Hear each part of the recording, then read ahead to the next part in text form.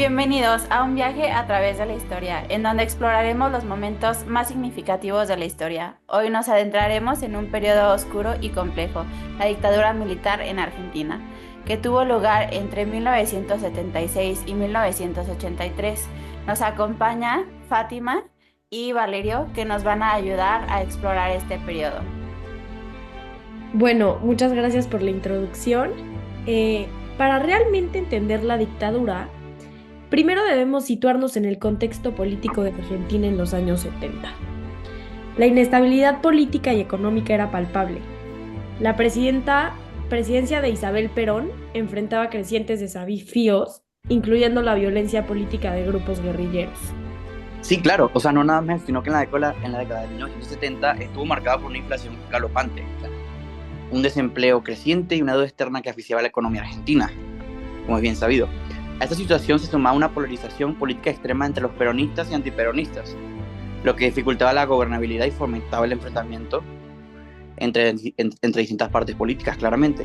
La violencia política con la presencia de grupos guerrilleros como los montoneros y el ERP exacerbó la situación, generando un clima de miedo y también incertidumbre, claramente. O sea, porque cuando nos vemos marcados por estas situaciones donde hay un gobierno autoritario y este gobierno autoritario presenta también ciertos grupos subversivos que lo enfrentan, genera como zozobra e inquietud entre la población.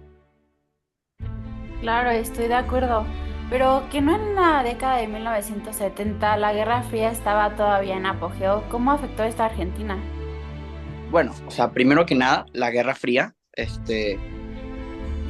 y la doctrina de seguridad nacional influyeron significativamente en la situación argentina, como por ejemplo Estados Unidos y otros países occidentales, llamémosle a los países europeos, en este marco de la lucha contra el comunismo apoyaron a los militares argentinos, porque a pesar de que el gobierno argentino era autoritario dictador, sabemos que simplemente Estados Unidos, enfocado en su Guerra Fría junto a Occidente contra el comunismo creciente de la Unión Soviética, iba a apoyar un gobierno, no importaba si fuese autoritario o no, simplemente por el hecho que se alineaba a sus ideales ideológicos. Por eso el gobierno de los Estados Unidos y ciertos gobiernos occidentales apoyaron a los militares argentinos, le proporcionaron financiamiento, entrenamiento y armamento.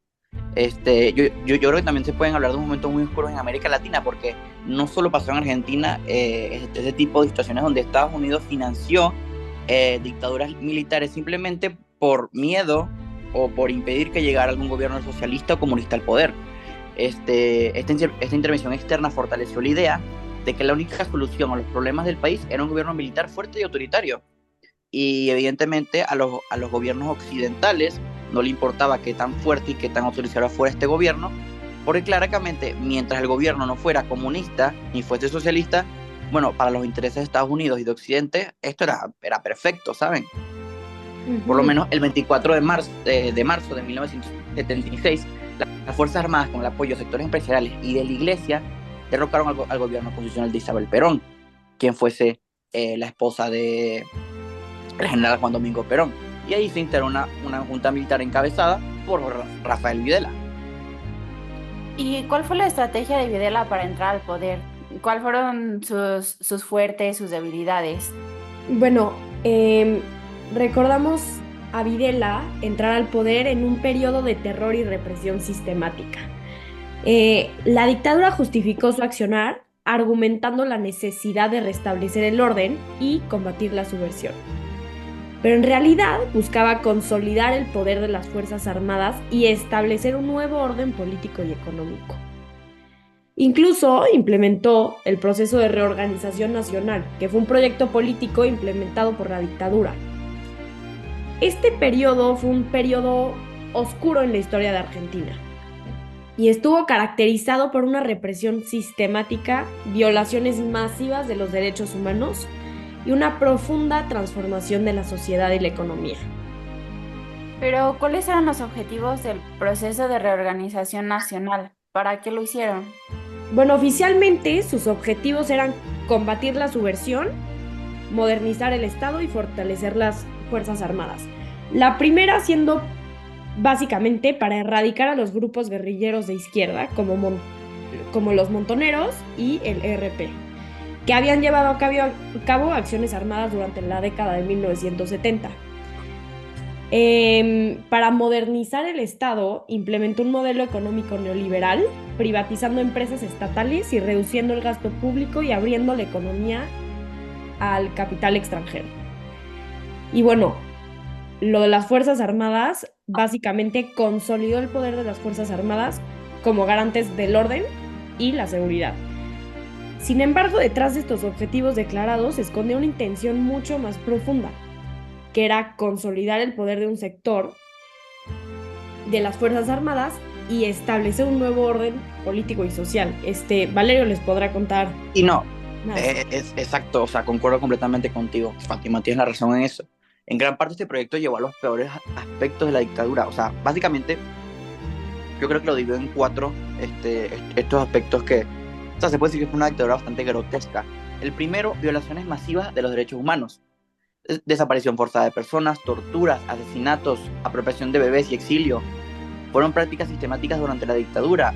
Luego de eso vemos que se crearon organizaciones como las Madres de Plaza de Mayo y las Abuelas de Plaza de Mayo, que básicamente lo que exigían era saber dónde estaban sus hijos y sus nietos secuestrados durante la dictadura.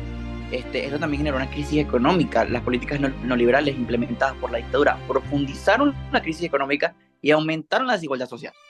O sea, es un hecho. Yo creo que este periodo oscuro dentro de la Argentina también se denota mucho la crisis económica que hubo durante este periodo. Evidentemente, una dictadura militar, lo que conlleva, ¿qué conlleva? Un debilitamiento de las instituciones democráticas. La dictadura socavó las instituciones democráticas y generó un clima de desconfianza y polarización, además de un trauma social muy grande. La violencia estatal generó un trauma colectivo que ha marcado a varias generaciones de argentinos. O sea, por ejemplo, hoy en día en la Argentina es muy común que todavía se tengan este tipo de resentimientos por el periodo oscuro de la dictadura. Sí, era como un terrorismo nacional, o sea, pero encabezado por el gobierno. Claro, no, concuerdo contigo totalmente. Bueno, y para lograr todas estas atrocidades, ¿tuvo ayuda? ¿Quiénes fueron los actores principales para desarrollar esto?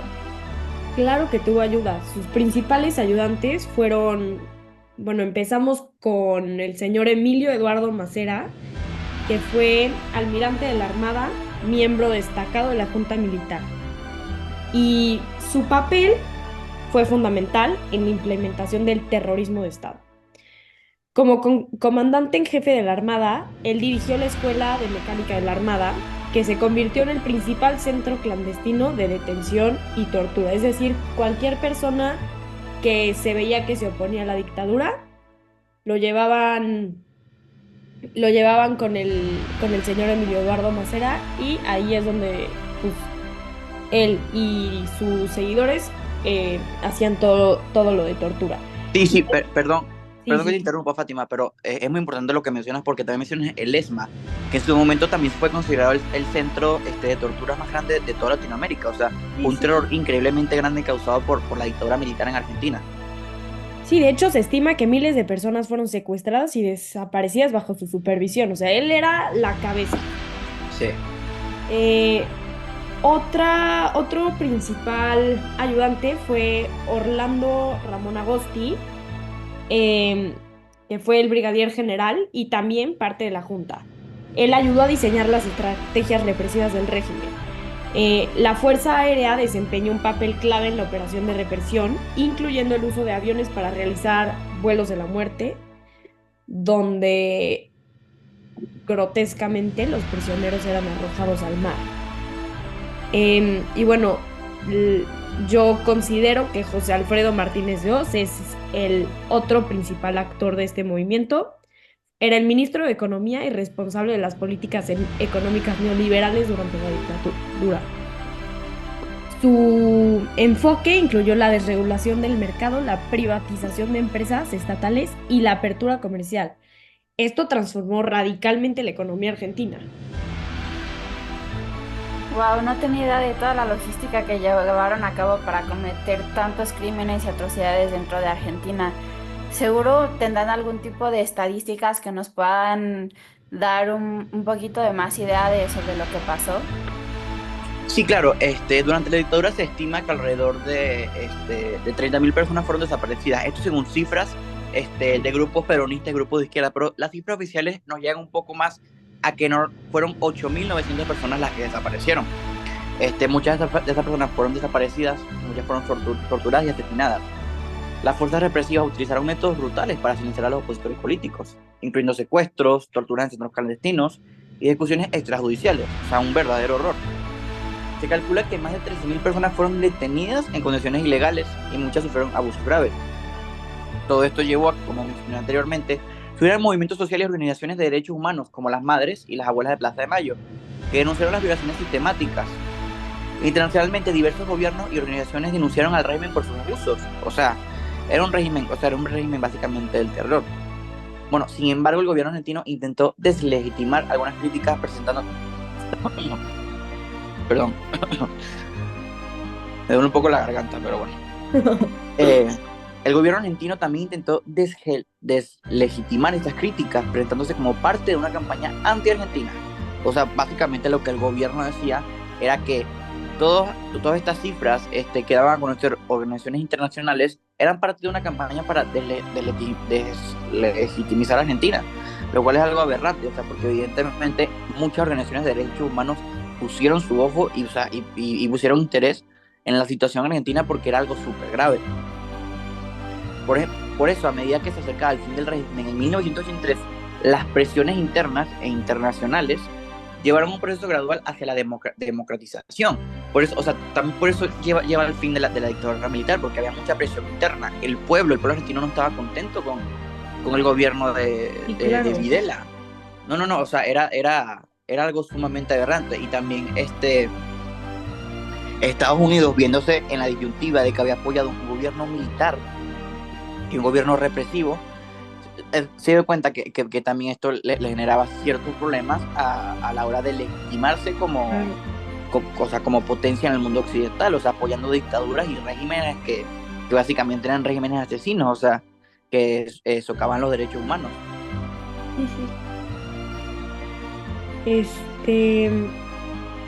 Sí, mi compañero Valerio y yo hemos pues dedicado nuestra vida profesional a investigar justamente el impacto de las dictaduras que ha tenido Latinoamérica, y de verdad que esta siempre no duda en sorprendernos por el terror que causó en el país y se extendió a toda Latinoamérica. Era pues sí, claro, terrible.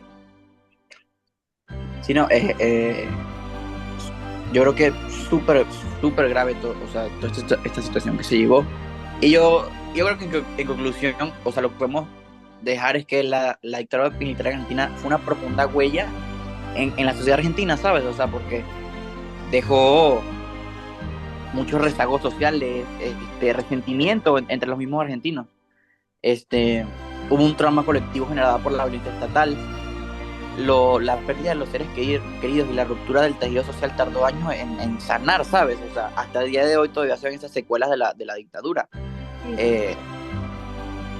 Y muchas heridas que aún están abiertas, y las secuelas de la dictadura continúan siendo un tema central en la sociedad argentina. O sea, es básicamente un hecho, o sea, no es algo que se dice a voces cerradas o algo así. O sea, es un hecho que la dictadura dejó fuertes rezagos en la sociedad argentina. Sí, claro, a ver, o sea, ya hemos recorrido lo que fue uno de los capítulos más oscuros de la historia argentina. Y como dijo Videla en su momento, el que quiera oír, que oiga. Aunque claro, en esos tiempos no quedaba mucho más para escuchar, todos estaban desaparecidos o torturados. Pero bueno. No, y hay de ti si no querías oír o acatar claro lo que el gobierno quería que tú escucharas, porque si te pasabas de la línea, claro, pues te desaparecía, ¿no era? Sí. Pero bueno, lo que no desaparece es la memoria, porque es así que no perdona, y que es por eso que estamos aquí, porque recordamos. Sí, claro, es fundamental como sociedad reflejar nuestro pasado y realmente trabajar juntos para construir un futuro mejor y más justo. Claro. Bueno, si algo nos enseña la dictadura de Argentina, pues es a defender los derechos humanos, no dejarlos pasar por nada y seguir defendiéndolos porque valen la pena.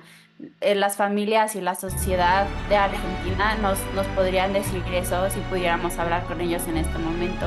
La figura de Videla es emblemática de un autoritarismo militar en América Latina durante la Guerra Fría y ha representado una gran represión y violación sistemática.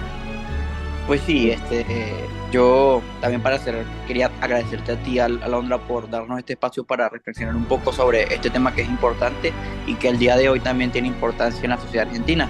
De hecho, Fátima y yo la semana que viene tenemos varias conferencias en Buenos Aires que nos invitaron unos amigos que Sí. se encargan de recopilar toda esta información y bueno, vamos a estar ahí como ponentes. Estás invitada si quieres, evidente, por nuestra parte y nada más te quiero dar las gracias por invitarnos a este espacio para conversar. No, muchas gracias a ustedes, de verdad que ha sido algo muy ilustrativo y hay que recordar siempre el pasado y ustedes nos han dado un pequeño espacio también para hacer eso y pues muchísimas gracias por haberse tomado el tiempo. Muchas gracias, Alondra, a ti por también abrir espacios como este. Creo que lo que estás haciendo tú con tu canal de difusión es espectacular y pues bueno, aquí estamos al pendiente para cualquier duda que tengan. No sé si tú puedes compartir nuestros contactos y pues lo que necesiten. Sí, claro, yo comparto sus contactos y pues muchas gracias por tener la disposición y nos vemos pronto en sus pláticas. Hasta luego, Hasta gracias. luego. Hasta luego.